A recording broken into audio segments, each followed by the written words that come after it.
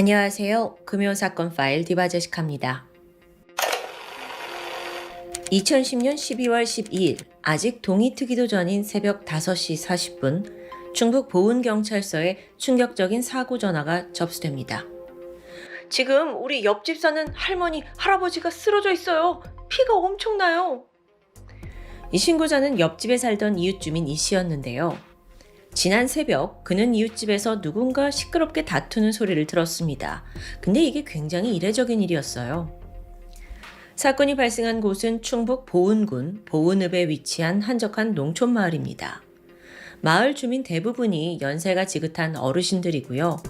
간혹 서로 간에 언쟁이 있을 수는 있지만 이런 새벽에 게다가 문제의 집에선 노부부 단둘이 살고 있었기 때문에 웬만해선 큰 소리가 나는 일이 없었죠. 결국 걱정이 된 이웃은 직접 옆집을 찾아가게 되고 거기서 참담한 광경을 마주합니다. 노부부가 모두 피를 흘린 채 끔찍한 모습으로 숨져 있던 겁니다. 출동한 경찰 역시 처참한 광경에 혀를 내둘렀습니다.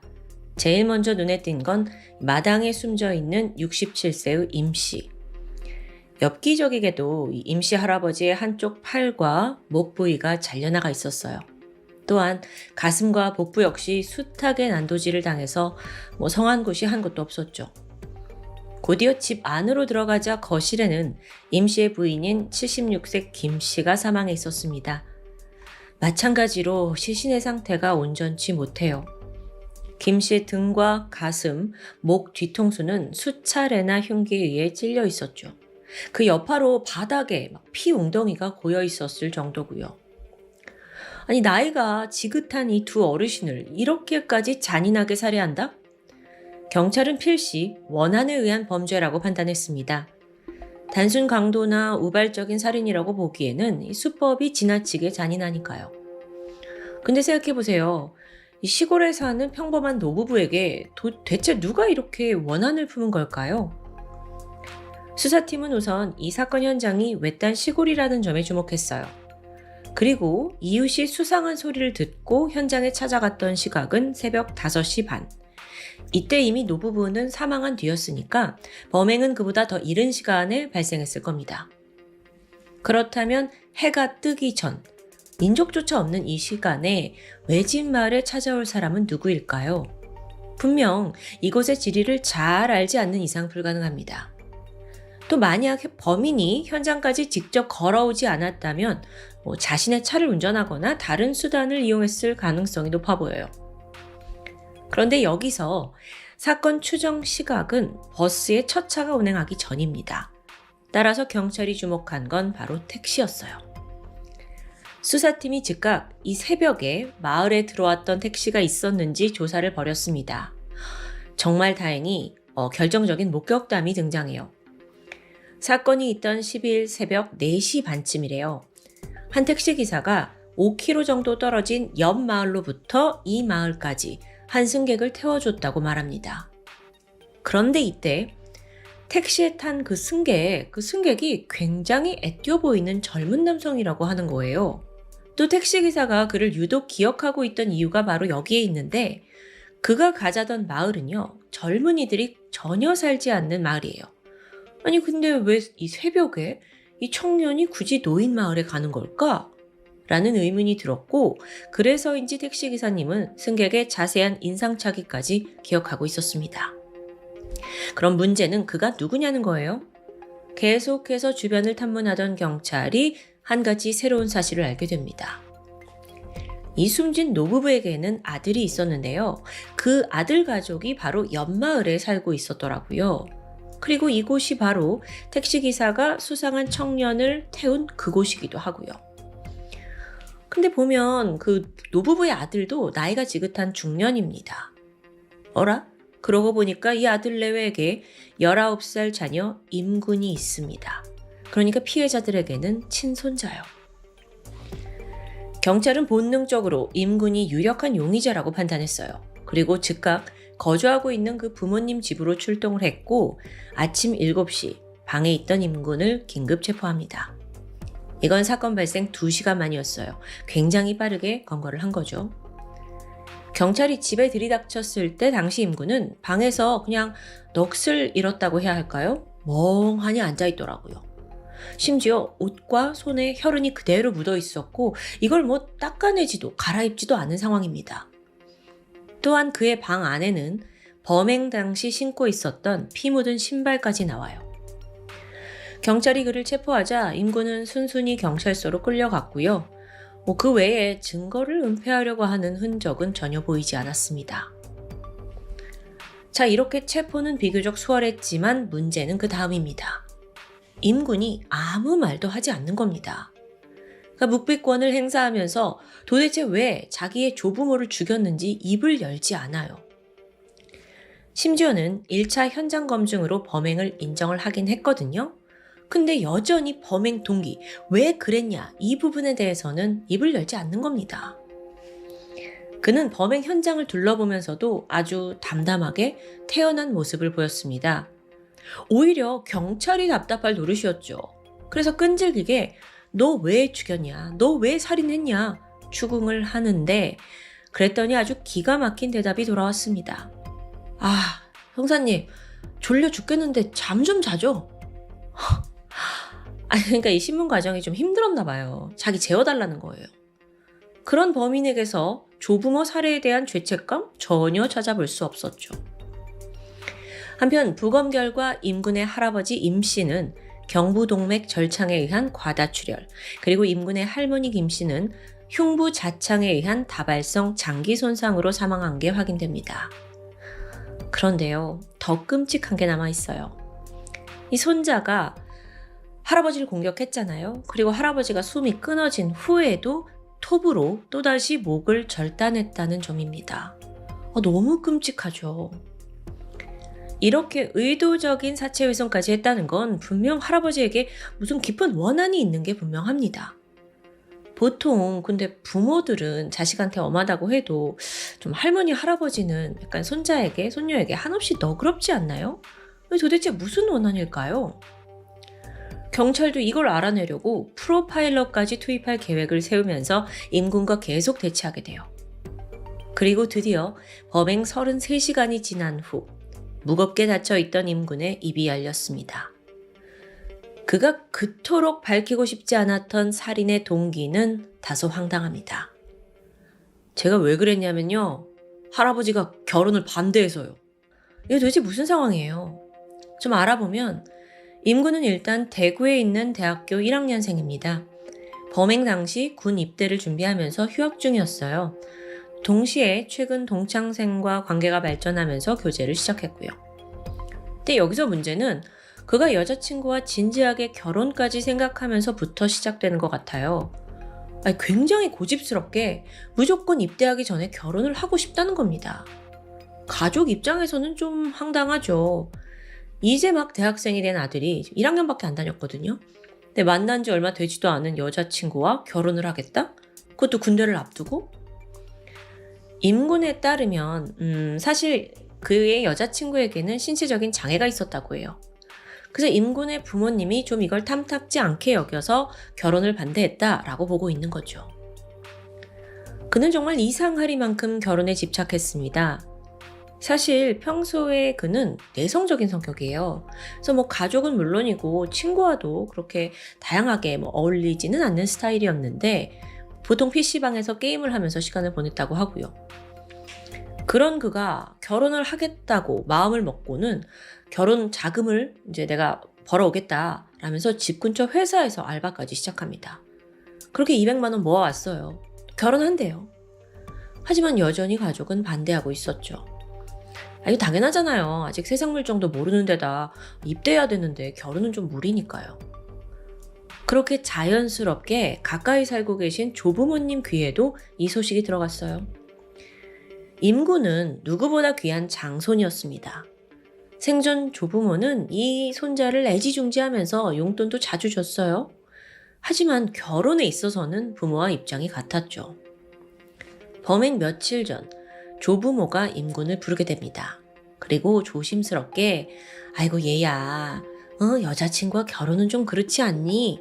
라면서 헤어져라 라고 조언을 해주는데 이때 임군에게 조부모는 나의 결혼 계획에 해방을 놓는 또 다른 방해물이 생겼잖아. 이렇게 인식된 거예요.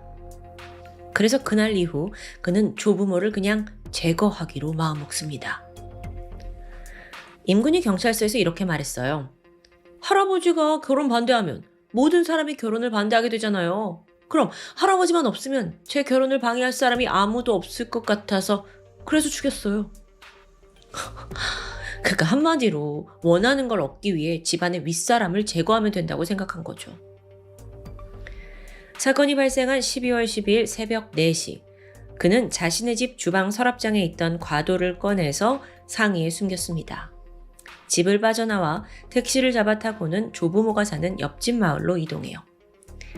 새벽 4시 반쯤 그 조부모 집 앞에 도착한 그는 담을 뛰어넘어서 안으로 진입합니다. 이 할머니 할아버지가 농사를 짓는 분이셨는데 그렇다 보니 마당에 각종 농기구가 널려져 있었어요. 그 중에서 안쪽 뜰에 세워져 있는 낫과 몽둥이를 집어들었죠. 이걸로도 모자랐는지 주방에 가서 식칼 2개를 챙겨서 이걸 미리 현관 입구에 놓아둡니다. 그는 할머니 할아버지가 잠들어 있는 안방문을 슬며시 열었습니다. 그런데 이때 인기척을 느낀 할머니가 먼저 눈을 떠요. 아니, 이 야심한 새벽에 갑자기 손자가 나온 거예요. 그러니까 놀란 할머니가 이 시간에 웬일이야? 라고 묻는데 이 말이 끝나기가 무섭게 임군이 들고 있던 낫을 휘둘러서 할머니의 가슴 부위를 찍어내립니다. 그녀가 비명을 질렀어요. 그러자 옆에서 자고 계신 할아버지도 깨어났죠? 임군은 할아버지와 눈이 마주치자마자 몽둥이를 휘둘러서 머리를 내리쳤습니다. 이때 할아버지가 이불을 쳐들고 저항했어요. 그러자 임군은 마당에서 대나무 막대기를 가져와서 할아버지를 또 수차례 공격합니다. 그렇게 손자 임군과 할아버지와의 몸싸움이 시작됩니다. 두 사람이 엎치락 뒤치락 하면서 집 밖의 마당까지 나오게 돼요. 이때 임군은 낫을 가지고 있었잖아요. 그 낫으로 할아버지의 왼쪽 팔을 절단합니다. 팔이 잘린 할아버지는 피가 막 뿜어져 나오면서 바닥에 쓰러졌는데 임군이 여기서 그치지 않았죠. 넘어진 할아버지를 향해 또다시 미친 듯이 낫을 휘둘렀습니다. 그렇게 할아버지가 가슴, 목, 복부, 머리 윗부분까지 어느 곳 하나 성한 데 없이 처참하게 사망하신 거예요. 그런데 바로 이때 할머니가 간신히 현관 앞까지 기어 나오시는 거예요. 아직 살아계셨던 거죠. 그리곤 힘을 내서 살려줘요! 라고 고함을 질렀는데 여기에 당황한 임군은 그 미리 아까 현관 앞에 놔둔 식칼이 있었잖아요. 그걸 집어들고 다시 할머니의 가슴과 등, 뒤통수를 수차례 찔렀습니다. 이후 그의 엽기적인 행위는 계속됩니다. 씩씩거리면서 마당으로 간 그는 마치 확인 사살을 하듯 식칼로 할아버지의 가슴 부위를 수차례 걸쳐 찔러요. 그리고 안뜰에 있는 톱을 가져오더니 할아버지의 목을 잘라내는 만행을 저질렀죠. 이 모든 게 끝나고 그는 현장을 은폐하려는 생각조차 하지 않았습니다. 그저 조부모를 죽였다는 만족감을 느꼈고 바로 거길 빠져나와서 본인의 집까지 터벅터벅 걸어갑니다. 단지 결혼을 반대했다는 이유로 조부모를 엽기적으로 살해한 사건. 저는 이게 듣고도 좀 이해가 안 됐어요. 아니, 평소에도 이런 사이코패스 성향을 보인 건 아닐까 싶기도 하죠. 아니면 그전부터 조부모랑 굉장히 깊은 갈등의 골이 있었던 건 아닐까요? 이후 사건의 전말이 알려지면서 또 새로운 의문이 떠올랐습니다. 사실 이 집안에서 가장 결혼을 반대한 건 조부모가 아니었어요. 임군의 어머니 정씨였죠. 그 범행 당일에도 어머니는 아들에게 너 왜 이렇게 여자친구랑 헤어지질 않니? 라면서 심하게 꾸짖었다는데요. 아니, 그런데 왜 임군은 어머니가 아니라 조부모를 타깃으로 삼았을까요? 혹시 이 살인에 뭔가 숨겨진 또 다른 이유가 있는 건 아닌가 생각이 듭니다. 수사 내용에 따르면 원래 임군은 어릴 때부터 좀 조부모에게 반감을 가지고 있었다고 합니다. 할머니 할아버지는 아이고 우리 장손 이러면서 아꼈는데 이게 좀 아이러니하죠. 이유가 있습니다. 임군의 어머니 정 씨가 사실 오래전부터 시부모로 인해 좀 힘들어 했었다고 해요. 정확히 그녀가 어떤 혹독한 시집살이를 겪었는지는 전해지지 않았는데 어쨌든 임군은 어릴 때부터 엄마가 할머니, 할아버지로 인해 좀 힘들어하는 걸 보면서 커온 거죠. 거기에 자연스럽게 악감정이 쌓인 거고요. 물론 임군은 범행 동기에 대해서 조부모가 결혼을 반대했기 때문이다 라고만 언급했습니다. 하지만 일각에서는 결코 그런 단순한 이유가 아닐 거라고 추측해요. 어쩌면 오랜 시간 자신의 어머니를 괴롭혀온 조부모가 이제 손자인 나마저 괴롭힌다고 느낀 건 아닐까요? 아니면 정말 그가 말한 대로 그저 가족 모두가 할아버지의 뜻을 따른다 이것에 불만을 품은 걸까요? 이후 범인은 존속살인 혐의로 재판에 넘겨집니다. 1심 재판은 국민참여재판으로 진행이 되었는데요. 임군 측 변호인은 그가 평소 우울증과 정신질환 증세를 앓고 있었다고 주장했어요. 범행 당시에 사물 변별 능력이 떨어지는 심신미약이었다고 어필하는 거죠. 근데 진짜 그럴까요? 임군은요, 그 전에 과거에 치료를 받았던 기록이 전혀 없어요. 학교 생활, 가정 생활에서도 극도로 내성적인 사람이라는 걸 제외하곤 별다른 문제점이 없어 보이고요. 사실 이 사건은 이래서 더 의문이에요. 평소에는 전혀 아무렇지 않았는데. 어쨌든 심신미약은 인정되지 않았습니다. 결국 재판에서 7명의 배심원들은 만장일치로 유죄 의견을 밝혔습니다. 잔혹한 범행, 사체 훼손까지 감히 용서받기 힘든 범죄였죠. 그리고 이걸 토대로 재판부는 그에게 징역 22년을 선고합니다. 여기서 무기징역이나 사형이 아닌 이유는요, 아직 임군의 나이가 어렸고 또 초범이라는 점이 인정되었습니다. 그런데 항소심에 갔더니 더 놀라운 결과가 나왔어요. 무려 7년이나 감형된 징역 15년형이 선고되었죠. 마찬가지로 아직 어린 나이였고 또 진심 어린 참회를 하고 있다는 점이 크게 작용했습니다. 하지만 사실상 이렇게까지 낮은 형량이 나오게 된 큰 이유는 임군의 어머니 정 씨의 탄원서 때문입니다. 어머니는 재판부에 아들의 선처를 호소했습니다. 그 정확한 내용이 밝혀지진 않았는데요. 정황상 아들이 어릴 때부터 불우한 환경 속에 있었다 이런 걸 호소한 것 같아요. 근데 저는 한편으로 이 사건을 바라보고 있는 임군의 아버지 심정은 어땠을까요? 물론 눈에 넣어도 안 아플 아들이지만 그런 아들놈이 자신의 부모를 죽인 거니까요. 최종 임군에게는 징역 15년형이 확정됐고요. 이 사건이 벌어진 게 2010년, 그렇다면 2024년인 현재 임군은 머지않아 출소를 할 것으로 예상됩니다.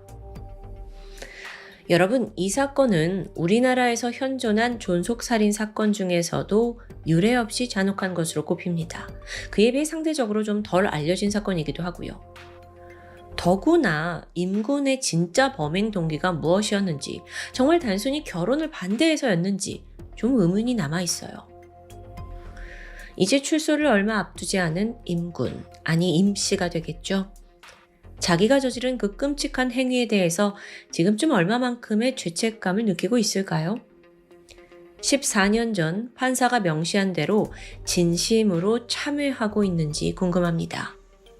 그리고 만약 그가 곧이어 사회에 나오게 된다면 과연 그의 아버지, 어머니와 어떤 관계가 형성될지 그건 그에게 남은 숙제겠죠. 지금까지 금요사건 파일 디바제시카였습니다. 안녕하세요. 금요사건 파일 디바제시카입니다. 2004년 충남 예산구 봉산면에는 성락원이라는 노인복지시설이 존재했습니다. 43살의 원장 신씨가 그의 아내 그리고 2명의 직원과 함께 운영하고 있었어요. 원장 신씨는 4년 전인 2000년에 이 고향으로 내려와서 성락원을 만들었는데요. 약 350평 정도의 부지에다가 조립식 컨테이너 한 채, 막사 한 채 세워놓고 또 직원들이 생활하는 관리동을 만들면서 시작이 됐죠. 이후에 하나 둘 입소자들이 들어왔는데 그 당시엔 남성 5명, 여성 12명을 수용하고 있었습니다. 이들은 주로 거동이 불편하거나 또는 치매를 앓고 있는 고령의 노인들이었고요. 이게 무료 시설은 아니었어요. 이들이 성낙원에서 지내기 위해 월 30만 원의 이용료를 지불하고 있었습니다. 그러던 2004년 9월 13일, 예산경찰서에 신고가 들어옵니다. 성낙원에서 걸려왔어요. 뭐라고 하냐면, 지금요, 여기 살인이 벌어졌어요. 다 죽어요. 빨리 와주세요. 내용은 충격적이었어요. 한 입소자가 다른 입소자들을 연속적으로 죽인 후에 도주했다는 겁니다.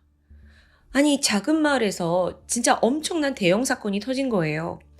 그래서 이걸 감지한 예산경찰서는 즉시 도내 전 경찰을 비상 소집한 뒤에 성낙원으로 출동합니다. 그렇게 도착해보니 성낙원 내부는 그야말로 아수라장이었어요. 시설로 들어가는 입구와 복도에 피해자들이 흘린 혈흔이 낭자합니다. 또 곳곳에는 피투성이가 된 채 정신을 잃고 쓰러진 노인들이 발견됐고요. 그나마 아직 숨이 붙어있는 생존자들은 살려달라고, 도와달라고 처절하게 울부짖고 있었습니다. 차마 눈뜨고 보기 힘든 살육의 현장이었죠. 우선 경찰이 도착했을 때 현장에서 집계된 사망자의 수는 총 3명입니다. 근데 워낙 중상자가 많아서 지금 더 늘어날지도 모르는 상황이에요. 부상자들 급히 병원으로 옮겼죠. 병원에 실려온 7명 중 5명은 결국 숨을 거두고 맙니다. 이로써 성낙원 참극의 사상자는 사망 8명에 중상 2명, 총 10명의 피해자가 집계되었습니다. 그런데요, 이 죽은 이들의 시신을 보면 더욱더 충격적이었어요. 사망자 중 대부분에서 두개골 골절 그리고 두부 손상이 나타났는데 이 말인즉슨 범인이 흉기를 들고 머리와 안면만을 집중적으로 가격했다는 거죠. 더 안타까운 건 피해자들이 대부분 고령의 노인이었다는 겁니다. 그 중에는 100세가 된 한씨 할머니도 있었고요. 뿐만 아니라 이 성낙원 마당에 보니까 승합차 한 대가 완전히 손상되어 있어요. 또 1톤짜리 봉고 화물차 한 대도 발견되었고요. 유리창 전부 깨지고 막 차가 다 찌그러질 정도로 부서져 있었는데, 즉 범인이 차를 다 깨부신 거예요. 그럼 지금 가장 중요한 팩트, 도대체 누가 이런 짓을 저지른 걸까요? 그다 지금 어디로 도주한 거고요? 다행히도 범인은 금세 지목됩니다. 그는 성낙원 입소자 중 한 명인 47살의 남성 천씨. 생존자들에 따르면 천씨가 이 미치광이 같은 흉기 난동을 부린 후에 성낙원 뒤편에 있는 야산으로 도주했대요. 경찰이 바싹 긴장을 한 채 특공대와 전경까지 총 450명이 투입돼서 추가 수색 작업을 시작했습니다. 여기에는 경찰견과 헬기까지 동원됐어요.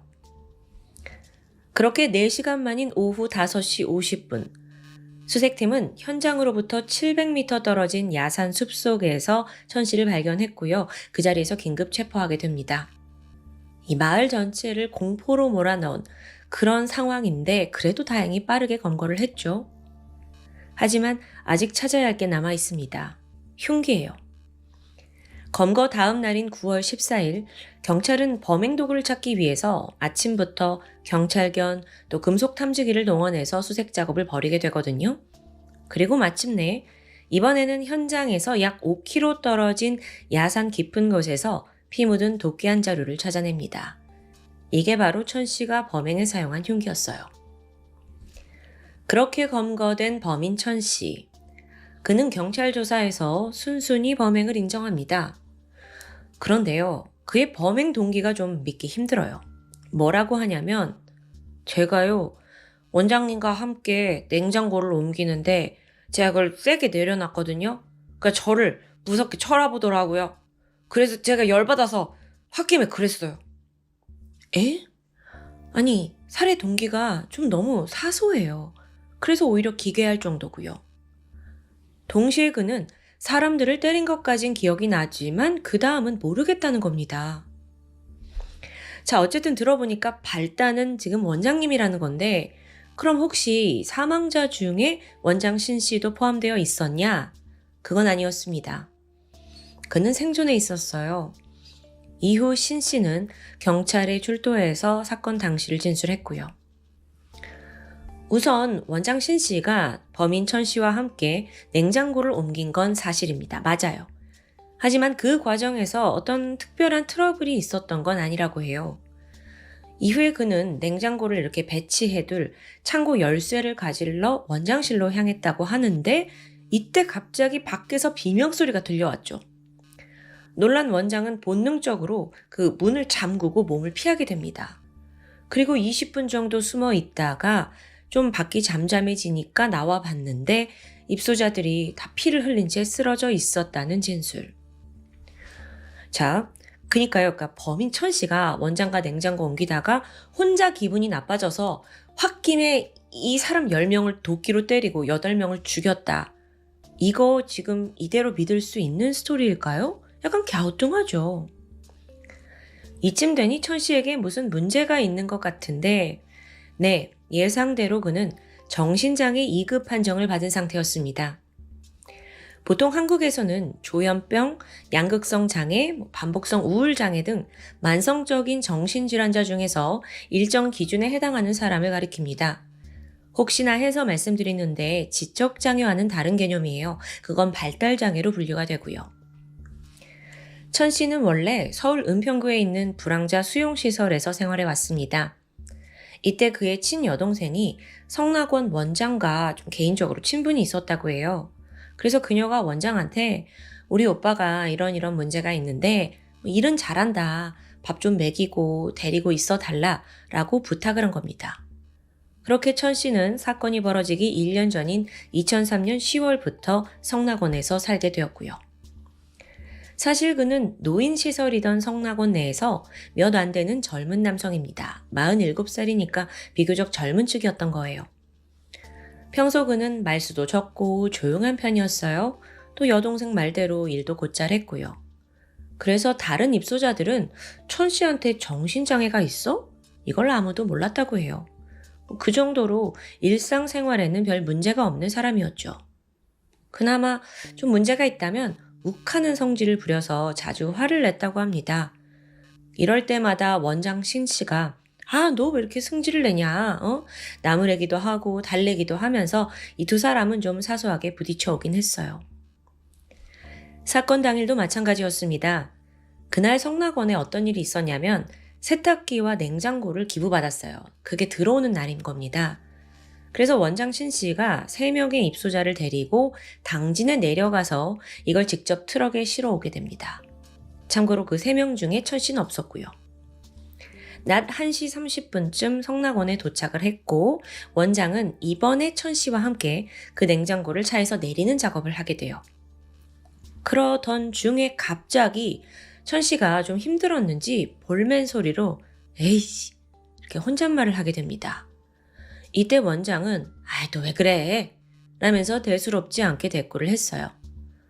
그러자 다시 천 씨가 그게 굉장히 기분 나쁜다는 듯 그를 노려봅니다. 그리고 좀 더 크게 에이씨 하고 중얼거려요. 원장은 이번엔 반응하지 않았습니다. 그러자 천 씨는 조용히 어디론가 사라져버렸죠. 그가 다시 나타난 건 낮 2시쯤입니다. 그가 건물 뒤편으로 가서 거기 놓여있던 도끼를 집어들고 온 거예요. 이게 평소에 성낙원에서 장작을 패는 용으로 사용되던 도끼입니다. 길이가 한 70cm 정도 되고 날 길이만 20cm에 달했어요. 씩씩거리던 천 씨가 도끼를 움켜쥔 채 원장 어딨어? 하고 찾았지만 원장은 지금 이미 사라진 상태였죠. 분노한 그는 대신 마당에 세워두었던 그 봉고차 유리를 도끼로 다 박살내 버립니다. 화를 여기다 푸는 거예요. 이때 이걸 지켜보던 입소자 A씨가 왜 그러냐 하면서 천 씨를 말리려고 도끼를 빼앗으려고 합니다. 그러자 천 씨는 그대로 도끼를 휘둘러서 A씨 머리를 찍어버려요. 그는 그 자리에서 즉사했죠. 이게 시작이었습니다. 순간 천 씨는 눈이 돌아버려요. 피가 뚝뚝 흐르는 도끼를 손에 꽉 쥔 채 천 씨는 그때부터 완전히 살기에 가득 찬 다른 사람이 되어버린 거예요. 그리고 지난 몇 달간 같이 밥 먹고 빨래하고 산책하던 그 성낙원에 있는 입소자들, 실질적으로 애꿎은 노인들을 모두 죽여버리겠다는 생각을 하게 된 겁니다. 막 눈에 광기가 넘쳤어요. 방금까지 같이 냉장고를 옮기던 그런 천 씨가 아니더라고요. 그렇게 첫 입소자를 죽인 후 주위를 두리번거리던 그는 다음 희생자를 찾았습니다. 그리고 하필 그 시설의 비닐하우스에서 휴식을 취하던 두 노인들이 눈에 띄었죠. 천 씨는 이들에게 달려가더니 그대로 두 차례 도끼를 휘두릅니다. 비닐하우스에서 끔찍한 비명과 함께 이들의 혈흔이 사방으로 튀게 돼요. 자, 이렇게 3명을 공격했죠. 이후 천 씨는 본격적으로 성낙원 건물로 들어섰습니다. 불행히도 복도에 나와 있던 B 씨가 공격 대상이 되는데 그는 정말 아무런 영문도 모른 채 천 씨가 휘두르는 도끼에 4차례 머리를 맞고 즉사합니다. 게다가 우연히 복도 끝에서 이걸 우연히 보고 있던 사람이 있었어요.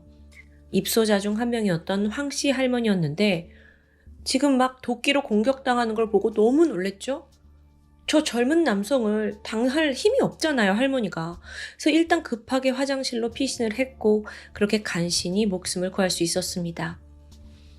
추후 황 씨 할머니는 언론과의 인터뷰에서 당시를 어떻게 회상하냐면 내가 화장실 문 걸어 잠그고 떨고 있는데 밖에서 계속 사람을 패는 소리 그리고 비명소리가 들리더라고요. 내가 혼이 나갈 것 같았어요. 그 순간이 얼마나 두렵고 지옥 같았을까요? 하지만 사륙은 여기서 끝이 아닙니다. 정말 천 씨는요, 폭주 기관차처럼 복도를 날뛰어요. 그리고 이번에는 입소자 숙소 중 하나인 108호실 문을 벌컥 열고 들어갑니다. 안에 노인 4명이 머무르고 있었거든요. 영문도 모르고 천 씨가 왜 들어왔지? 하고 다 쳐다봤죠? 그러자 범인은 도끼 들고 노인들을 한 명 한 명 살해했습니다.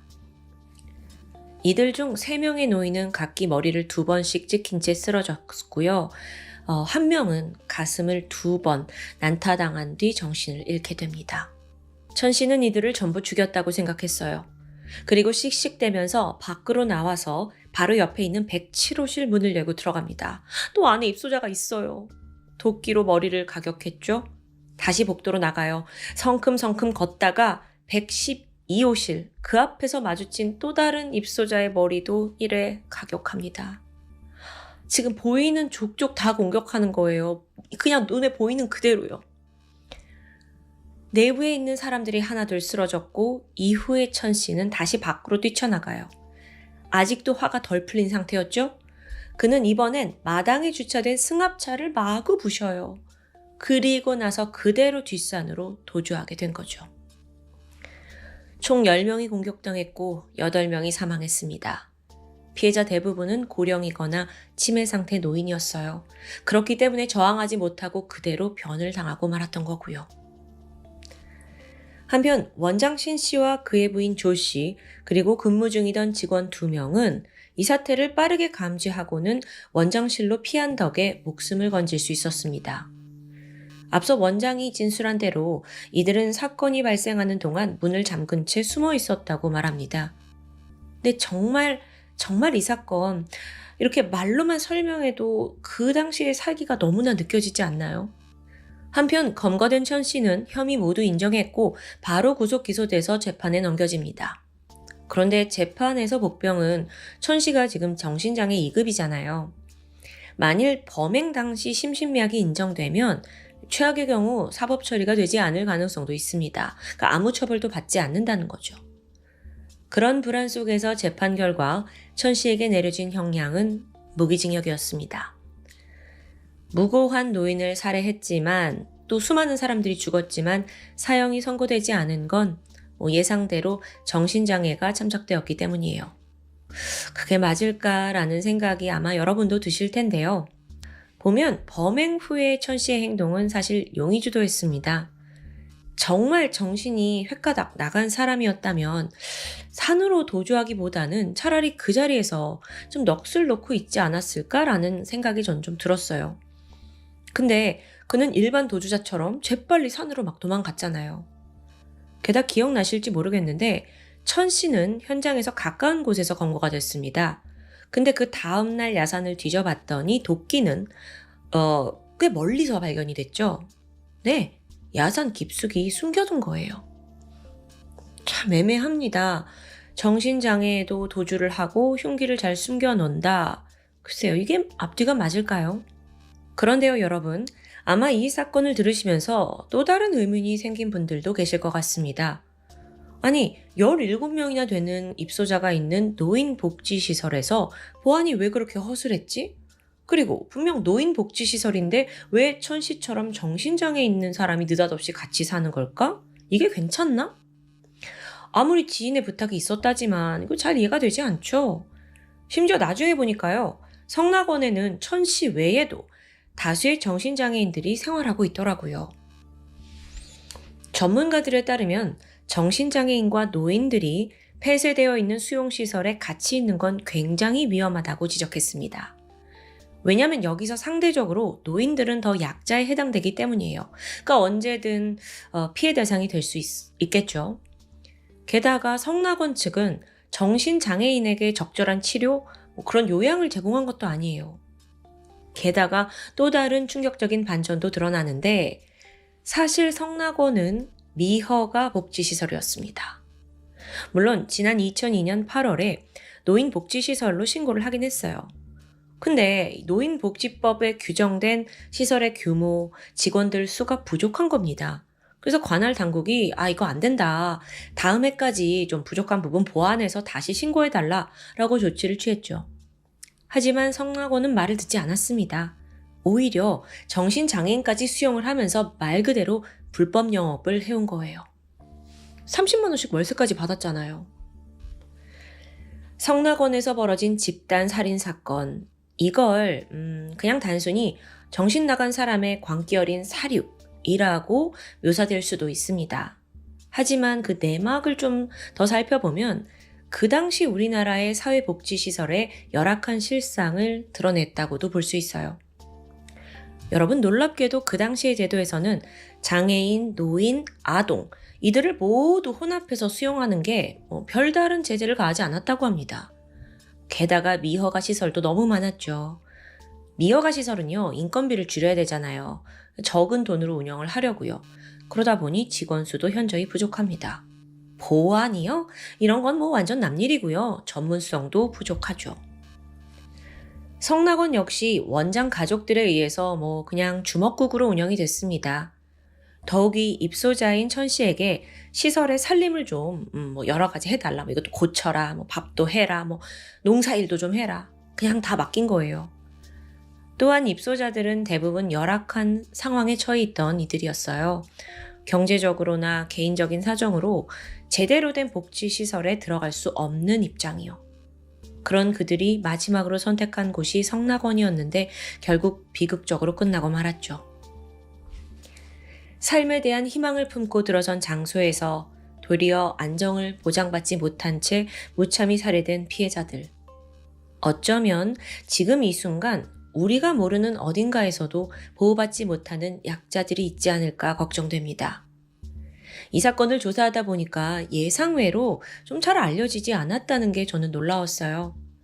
비록 지금은 다수가 기억하지 못하는 사건이지만 저는 이 사건이 꼭 우리가 기억해야 하는 비극이라고 생각합니다. 지금까지 금요사건 파일 디바제시카였습니다.